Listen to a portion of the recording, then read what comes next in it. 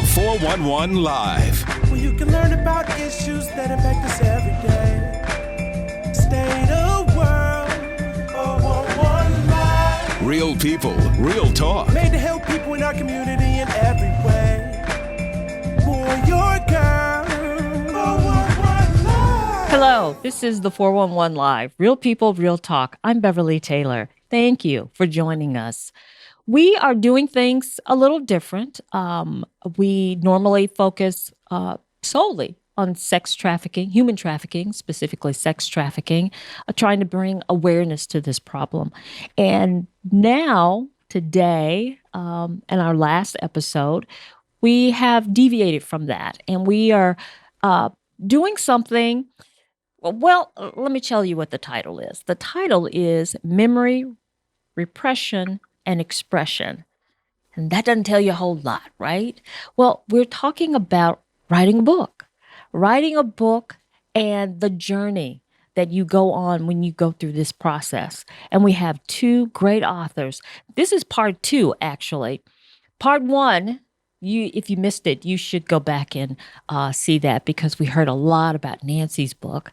And we're going to hear a little bit more about Ed's book. So my guests, the two authors, Nancy Yarborough, you probably know her as founder of Fresh Start Learning, and Edward Hennings, and he is the owner of a barbershop and salon. He's a speaker. He owns a trucking company, and he's an author. And we have Jolanda Rogers, who is kind of that guide who helps these authors come to their form, write their masterpiece. And they put out some outstanding work. We're going to hear a little bit more about that, but you guys, thank you for coming, and thank you for staying around for part 2. I really appreciate it. You're welcome. Absolutely. Okay. No problem. Thanks for having me. Oh, sure thing. Jolanda, first of all, what, trying to get the question out. What spawned this? Why do you gravitate to people and you say, you have a story to tell? Let me help you. Why did you decide to take on this? Yeah, well, it's twofold. One, I believe in what Maya Angelou said, that there is no greater burden than an untold story. And so I believe that each person has a story to tell. Tell your story, accept your truth, learn your identity, know your strength. So writing and talking and sharing your story, it really is a part of our brand identity. So that's one fold. The other part of it is that I believe that people heal by the words that they read. And so I think as individuals that have come through significant life experiences begin to pour out their heart into words on paper, that it allows for people to heal, to process trauma. It reduces the feeling of aloneness. It creates community. And the powerful thing about a book is that it can go places that we can't.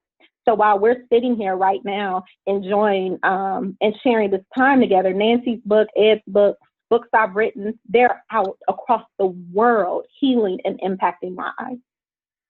That's awesome. That is so awesome. We titled this Memory, Repression, and Expression. In the part 1, we talked to Nancy about her book and her journey in writing the book. And that was more of the memory repression, because she went deep. She went deep and found things that had kind of been buried, and they came up to the surface, and she included those books. I have to ask you, Nancy, were there some things that you said, no, I don't want to put that in the book? That's too deep? No, you know what? I can't actually say that really happened only because we prayed and we say. So we always entered in with prayer. So we rendered ourselves to whatever it is that God wanted to get out there. I don't think that there's any part of my life that I'm that ashamed of or afraid to tell if it's going to help someone else. There's things that you don't want to say in lieu of hurting someone else that didn't know. That was more so that my thing. And Jolanda handled that so delicately, because she said, well, names aren't important, but the journey is important. So she didn't put a lot of names behind some of the events, you know, but she made sure that people understood from those parts of my life how it intersected and went over into the next parts and where those nemesis were and where those heroes were. Gotcha. Yeah. Okay, Ed. We talked kind of on the surface in part 1 about your journey.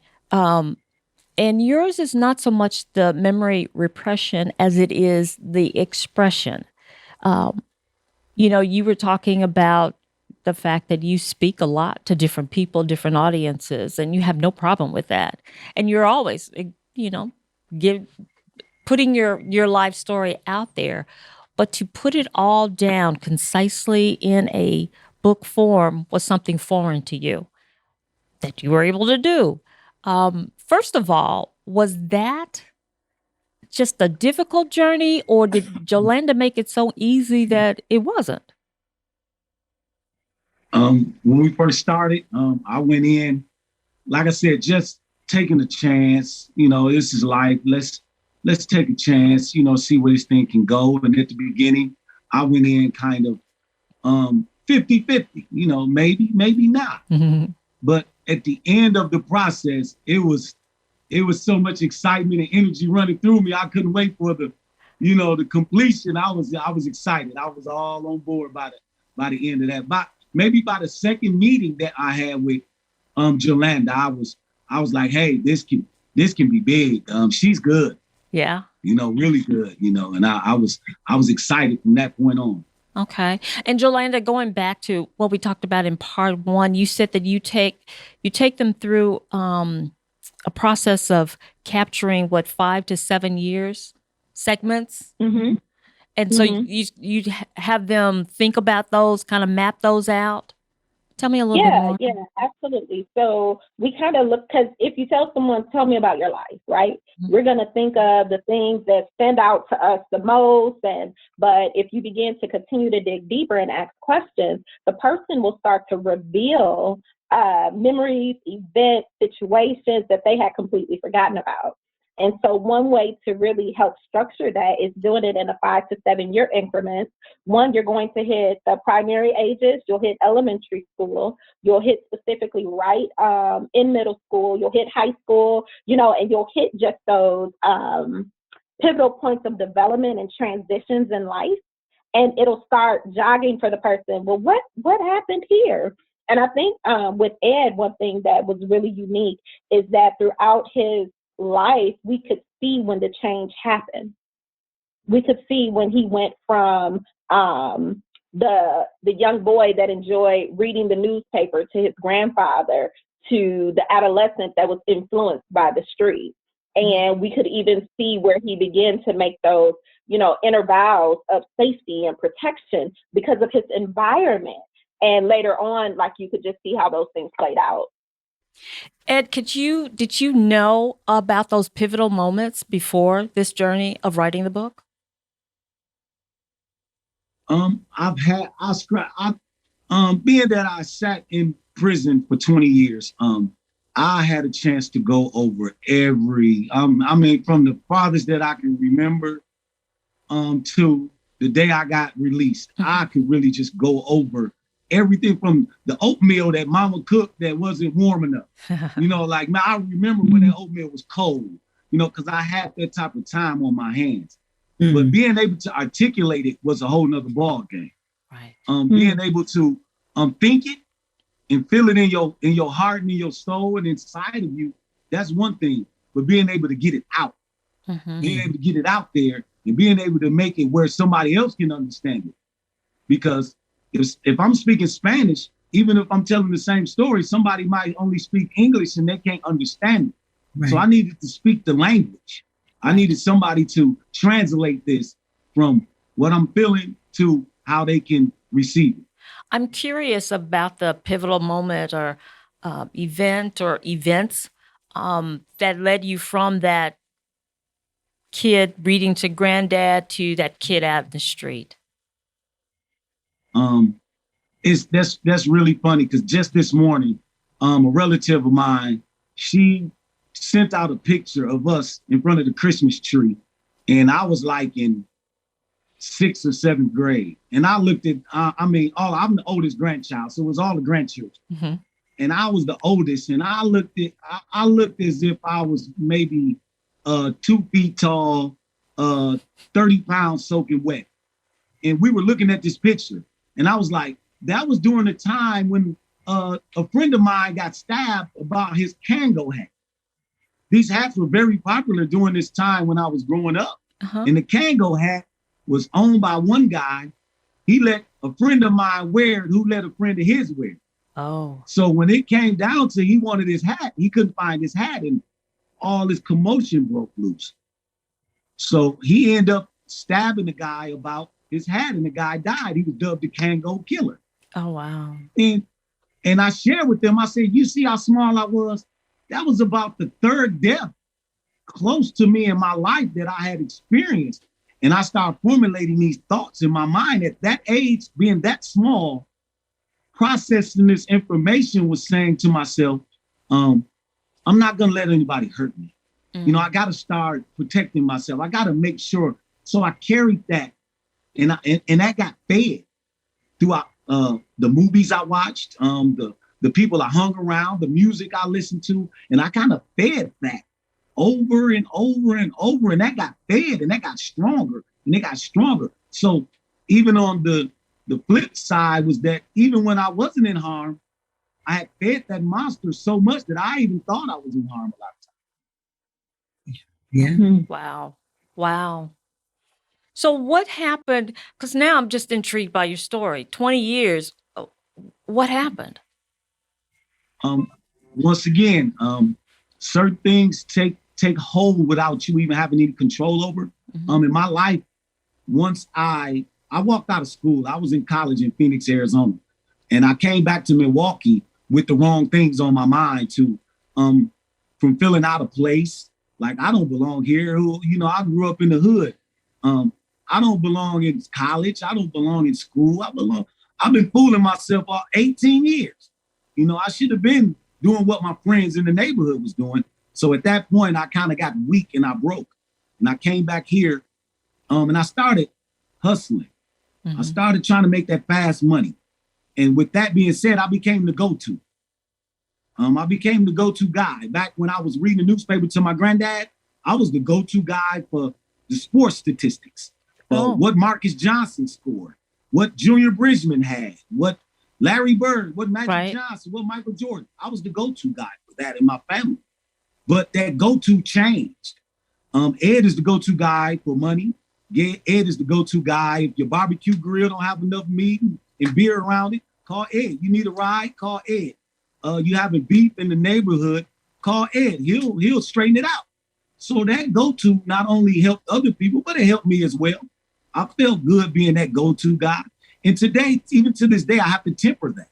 Mm-hmm. But that go-to led me to be in a situation where an uncle of mine got into some problems in the neighborhood.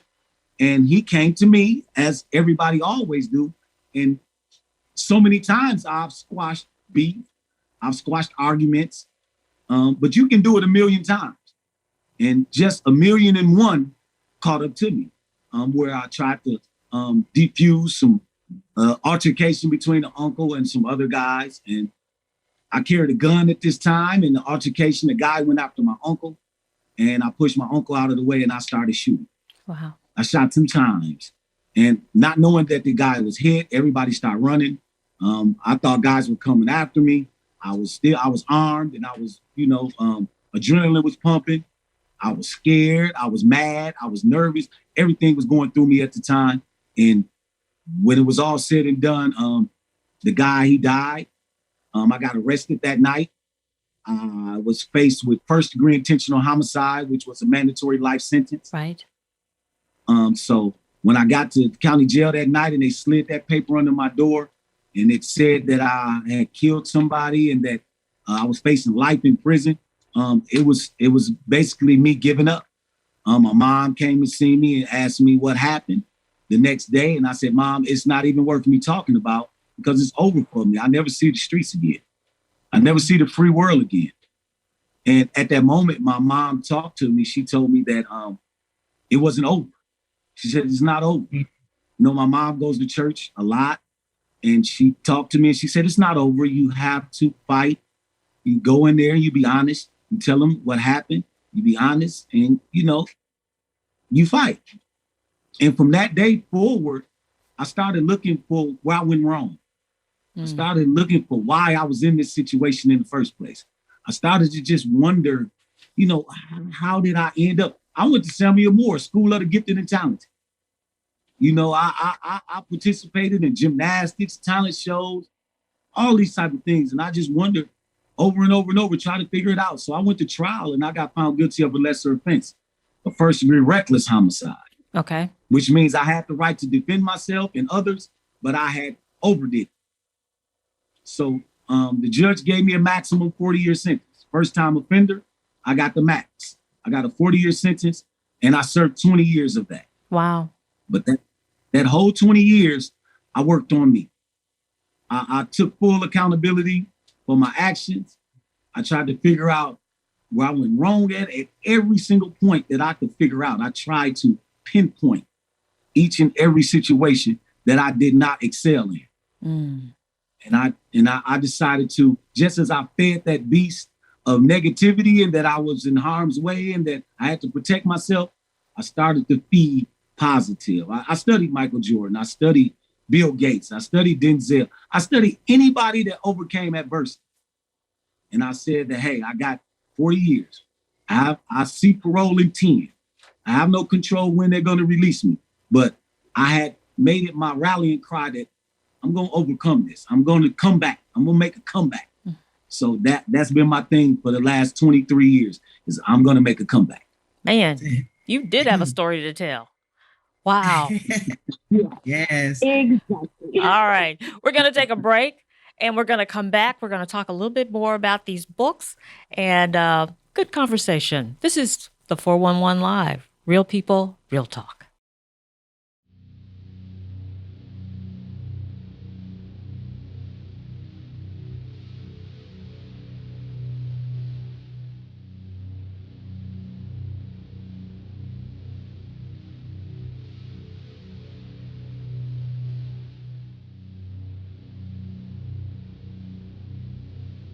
Human trafficking is a global issue that is happening locally. This is a problem that we cannot ignore. Being so scared on that hotel bed and wish I had my mommy. Going back into that feeling of, man, what am I getting myself into? She rests her head on the prison to which she's chained. I'm standing there and I can't move. I can't go nowhere, I'm stuck. Drug into this spider's web and she can't untangle herself to freedom. Him telling me how pretty I am and what I can do to trick guys out of money and what I need to do and how much money I need to bring back, and him making me change into different lingeries to take pictures of me to put me on Craigslist. Now I'm a product to be sold. Beneath this ground we walk is a hell of movement in a forced direction. Gridlocked, traffic lights, sex, currency, bodies, stock, fear, monopolized, auction, blocks.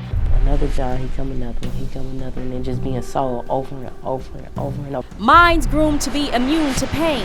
And you used to it, and you just lay there. Numb, desensitized, innocence, drained. I went from that scared little girl, from in foster care, from being molested by my stepbrother, by my foster brother, till being a lonely little girl stuck in a house, so scared with my mother, to being trafficked.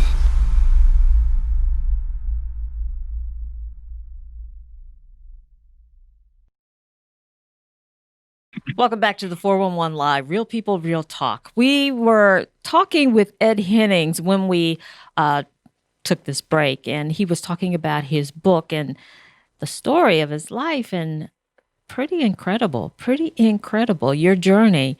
And definitely, I see a book in that. So I'm anxious to read two books, actually, Nancy's book and yours. You got out of prison in 20 years. So you got an early parole. Is that it? Yes. That's one thing about changing your life. The day I started changing and studying these people, I seen success instantly. Success happened for me when I came home, but I also seen some successes right in prison. I took barber cosmetology. I took culinary arts. I took auto detailing. I took parenting classes. Everything that I've done, I seen some level of success, even in playing basketball at recreation. The change in me showed in everything I did. Wow. So it was definitely able to see what the free world and my loved ones couldn't see. And I really was longing to show them, like, look, my life is really changing. But, when you in jail, everybody say that when they're in jail. So I had to wait my time. Wow. So, Jolanda, you said everybody has a story. That's definitely true. Do you think everybody has a book in them? I believe everybody has a story that can be translated to a book. Yeah. So, yes, I believe there is a book inside of all of us. And when I say that, again, I say it from the perspective of there is no greater burden than an untold story. And each of us has a sphere of influence. We are each assigned to be an encouragement, to be a light for a group of people, just as if there are those that have been assigned to our lives, right? And I think the way in which we illuminate the light that we've been called to be manifests itself in different ways, and a book is one of them. So some people tell their stories through public speaking, through motivational speaking, through coaching. Some people tell their stories through nonprofit organizations that have come from things they've experienced, and so they are making those types of changes. Some people tell their stories through making a impact in corporate America. But the thing about having a book, which I mentioned in segment 1, is that it allows people to have a tangible piece of who you are, those you've been called to impact, and to take it away with them. And when they cannot reach you, they can still reach your story. And so where can someone get your books? Well, thanks to Talk Publishing, I am on Amazon, Barnes & Noble, but the best place to get it would be nancy-theexodus.com.org and .net. Okay. How about you, Ed? And me as well. I'm on Amazon, and I'm on Barnes & Noble and theanswersbyed.com. The Answers by Ed. Okay. Theanswersbyed.com. Very cool. Very cool. So, we're recording this in the midst of the coronavirus, and that is why we are doing this video communication, remote video communication, instead of you guys being in the studio with me. And with this coronavirus, you were saying that this is putting you behind on releasing some of your other authors, Jolanda. It is. So we are currently facilitating it's our inaugural author lab. So I've done my research, and as far as I know, this has never been done before. And we are preparing to release 14 women of color that wrote their book in 90 days. Wow. So the ladies are done with their manuscripts. They have them submitted, but we're on a lockdown, which means that printing companies are on a lockdown unless they're printing essential material like medical books and different things like that. So we're delayed, but absolutely not denied, and so incredibly excited. These women, we have a woman from California, Chicago, Florida, ladies right here in our city, and each of them have shared their story. They've shared their concepts, their heart for what we call their perfect reader. And that perfect reader is the person that is waiting on the story that's inside of you. So Ed has perfect readers that showed up in that barbershop that day on his book release. Those were his perfect readers, that audience that needs what's inside of him to be an encouragement for them. Same thing with Nancy. Every time she mounts a stage, she's standing in front of a room full of her perfect readers. You have those that want to just know and kind of bathe in the grace that she exudes, having overcome what she's experienced. And then you have those that have been where she is, or where she's been, or they are there now, you know? So your perfect reader can kind of branch out into different pots. And these 14 ladies, I am so excited to prepare them for release coming at the end of the summer. And so we'll have Ed and Nancy celebrating with us and doing some things with that as well. And then we also have 4 individual authors that are in queue. So yeah. Wow. And it's a great time to do some reading. And you said 9. Yeah, it is. And you said 90 days. How long did it take you, Nancy, to write this book? Did you do it in 90 days too? Yeah, it was less than 90 days. It was like it was in my heart for over 10 years, and running into Jolanda, she pumped it out in 40, like 60 days, I think the turnaround time was, you know, so it was pen to paper to publish within 60 days in hand, and already have reached people in prison, reach people that are in recidivism coming out of that, ladies and young girls that are ages 12 to 17 that have been exploited. We use it as a curriculum-based program with our journal. So we've actually had an opportunity to repurchase 3 times already. So it's like 3 times the charm. So I'm really grateful for Jolanda and Talk Publishing, because it is making a difference in the lives of those that get it in their hand. I got a text message last night from a lady. Did you see that? That she wrote a whole paragraph about how this actually had touched her life and how similar our lives were, you know, even though she's a lady from the suburbs, and she always says, well, I didn't have it that bad. But that's why we always say, don't say them, it's us. We've all gone through something that we're not proud of. But if we're willing to share it with somebody else, it'll help somebody else to heal. So I'm grateful. Wow. How about you, Ed? How long did it take you to write your book? It took me about the same amount of time, 60 to 90 days. Me and Jolanda sat down, and like I said, in the beginning, it was just, you know, I'm an energetic person. I'm a guy that when I play basketball, I don't do the rah-rah stuff, but once the game starts, I get kind of energetic, and the passion comes out. And in 60 to 90 days, Jolanda was able to take that same energy and put it in the book with me. And I've been very impressed in the very short time that it took to do it. Amen. Wow. And I'll speak to Ed's book, actually received the endorsement from the Department of Corrections for the state of Wisconsin.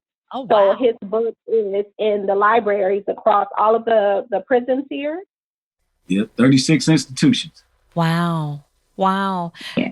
And you know, that's phenomenal. You were put in prison for a crime, and you are affecting the inmates now on the outside to help them. And the institution that, you know, kept you behind bars is now endorsing you.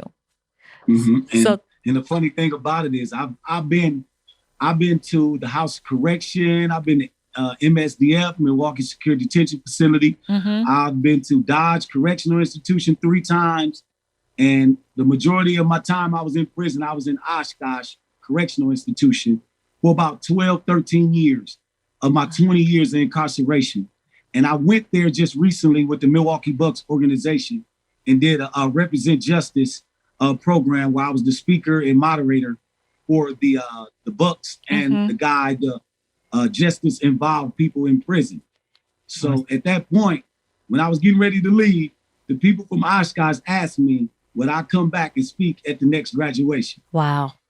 So that was, you know, feeling, I would have did it for free, and they offered to pay me to come back.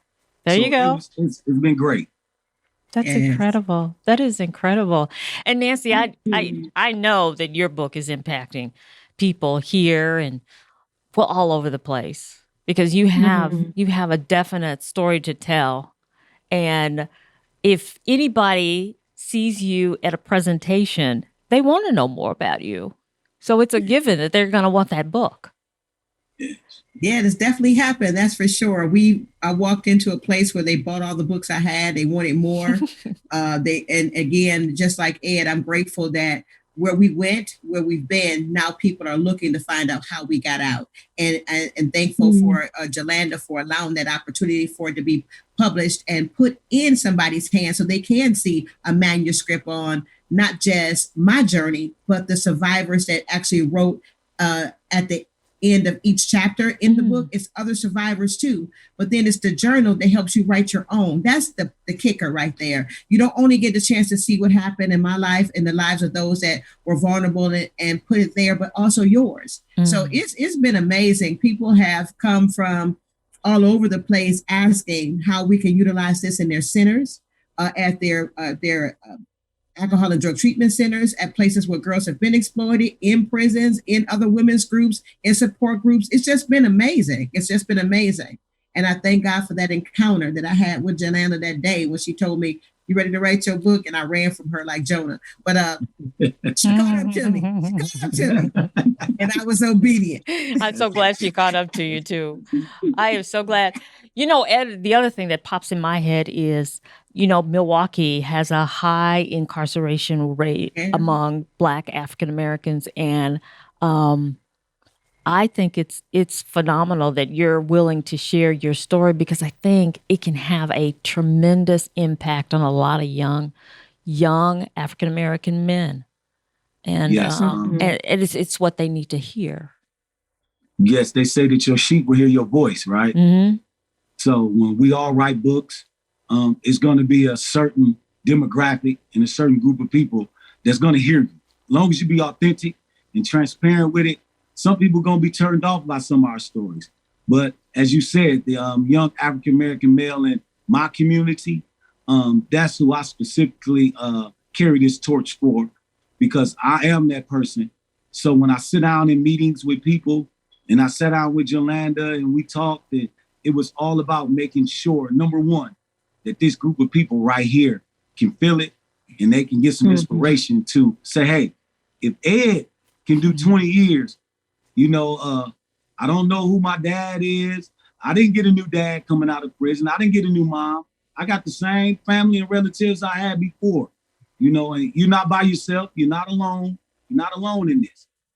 You know, you just got to look around you. You're going to be able to see there's other examples of people that come where you come from that overcame it. You just got to follow in their footsteps. Right.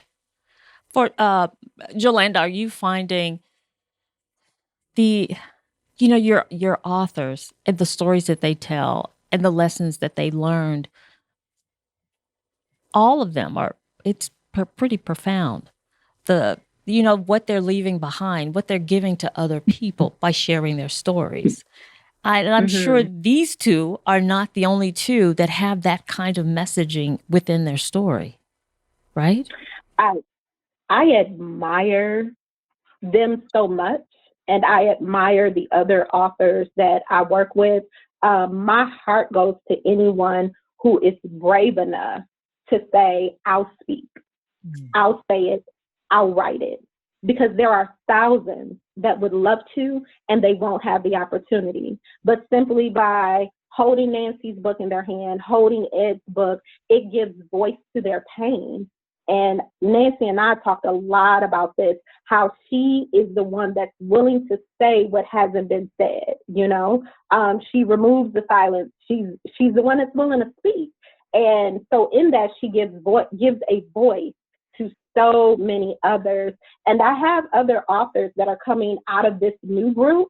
And one of them has a story similar to Ed. A few of them have experiences similar to Nancy. But what is so amazing is that each person's journey is so uniquely different.